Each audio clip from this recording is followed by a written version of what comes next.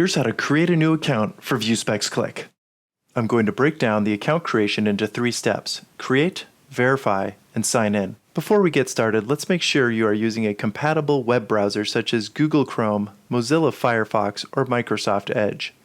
If your organization is still using Microsoft Internet Explorer for legacy purposes, then you must install and use one of the previously mentioned web browsers to create an account and use VuSpex CLICK. Internet Explorer is not compatible with VuSpex CLICK. Let's get started. First, here's how to create an account. Go to VuSpex.com/click and click the button that says Sign Up Now.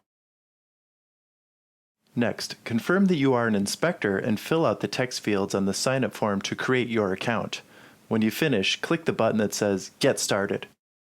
Your account has been created. Check your email to verify your account and review the next steps. View your spam or junk folder if the message is not in your inbox. Now let's verify your account. Open the verification email and click the button that says Verify. Good, your account is now activated. Now open your organization link in a compatible web browser. Finally, let's sign in.